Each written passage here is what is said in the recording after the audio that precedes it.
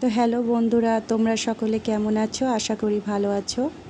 আর আমিও খুব ভালো আছি। তো আজকে আমি নিয়ে চলে এসেছি নলফল। এই নলফল দিয়ে কিন্তু আজকে আমি একটা আচার বানাবো। আর এই নলফল কিন্তু আমি বাজার থেকে কিনে নিয়ে এসেছি। এখানে 1 কিলো নলফল আছে। তো এখানে ভালো করে পরিষ্কার করে নিচ্ছি। এগুলো পরিষ্কার করা হয়ে গেলে আমি এটাকে ভালো করে ধুয়ে নেব। এই নল ফলটাকে অনেকে রয়্যাল ফল বলে, অনেকে অরবড়ই বলে। আর আমি যেটা ছোটোবেলার থেকে বলে আসছি, এটা নল ফলই বলি। তো নল ফলটাকে ভালো করে আমি সিদ্ধ করে নেব, মোটামুটি সিদ্ধ করে নেব। তার জন্য কড়াইতে পরিমাণ মতো পানি আমি দিয়ে দিলাম। আর নল ফলগুলো একটু পানি গরম হয়ে এলে নল ফলগুলো ঢেলে দিলাম। সিদ্ধ হওয়ার জন্য কিছুটা অপেক্ষা করলাম। সিদ্ধ হয়ে গেছে। এবার নলফলগুলো আমি ঝুড়িতে ঢেলে নেব। আর ভাজা মশলা কিছুটা আমি নিয়েছি এখানে।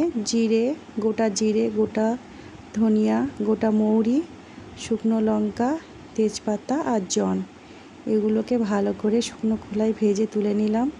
আর কড়াইতে পরিমাণ মতো তেল আমি দিয়ে দিলাম। তেলে ফোড়ন দেব 5 ফোড়ন আর শুকনো লঙ্কা। যেহেতু আচারটা আমার ছেলে মেয়ে দুজনেই খাবে, তো অল্প করেই কিন্তু আমি ঝালের পরিমাণটা দেব। এখানে চিনিটা আমি দিয়ে দিলাম। চিনিটা পরে দিলেও হতো, কিন্তু আমি তেলের উপরেই চিনিটা দিয়ে দিলাম। তো দেওয়ার পরে সিদ্ধ করে রাখা নলফলগুলো আমি এর মধ্যে ঢেলে দিলাম। মোটামুটি এগুলো থেকে প্রচুর পরিমাণে পানি বার হবে। পানিগুলো যতক্ষণ শুকিয়ে না আসবে ততক্ষণ কিন্তু নাড়তে থাকতে হবে। পানি বলতে চিনির যে রসটা, সেই রসটা যতক্ষণ না শুকিয়ে আসবে ততক্ষণ কিন্তু এটা নাড়তে থাকতে হবে। আর এখানে আমি পরিমাণ মতো নুন আর হলুদ দিয়ে দিলাম। এটা অর্ধেকটা হয়ে এলে এখানে কিন্তু ভাজা মশলাটা আমি হাফ দিয়ে দেব।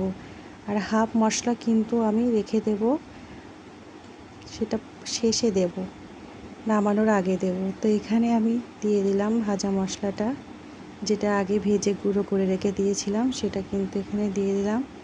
দেবার পরে ভালো করে আবারও নাড়াচাড়া করব যতক্ষণ রসটা না শুকিয়ে আসে। এইভাবে নাড়াচাড়া করার পরে রসটা কমে এলে আমি কিন্তু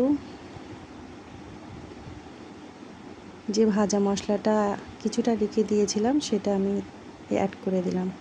দেখো বন্ধুরা, কতটা শুকনো হয়ে এসছে। আর নামানোর আগে কিন্তু এখানে গোটা জোয়ান আর কিছুটা পরিমাণে বিট নুন আমি দিয়ে দেব নামানোর আগে। তো এইভাবে আচার তোমরাও বাড়িতে করে খেতে পারো, কারণ আচারটা সত্যি খুব সুন্দর হয়েছিল, খুব টেস্টি। তো এখানে কিন্তু বিট নুন আমি দিয়ে দিয়েছি, আর জনটা তো দিয়ে দিলাম দেখলে, আর বিট নুন দিলাম। দিয়ে আবারও একটু নাড়াচাড়া করে ঠান্ডা হয়ে এলে কাচের জারে আমি এটা ভরে নেব। আর এই আচারটা দীর্ঘদিন রাখার জন্য আমি কিন্তু এখানে কোনো ভিনিগার ইউজ করিনি, কিন্তু এই আচারটা রোদে দিলে বেশ অনেক দিনই হয়, অনেক দিন খাওয়া যায়। তো আমি এখানে সামান্য ঠান্ডা হয়ে এলে কাচের বয়মে ভরে নিলাম। আর আচারটা দেখতে কতটা ভালো হয়েছে জানি না, খেতে কিন্তু বেশ সুন্দর, দেখতেও মোটামুটি সুন্দর হয়েছে। তো এই ভিডিওটি তোমাদের কেমন লাগলো অবশ্যই জানাবে। আর ভিডিওটি যদি ভালো লাগে একটু সাবস্ক্রাইব করবে। ধন্যবাদ সকলকে।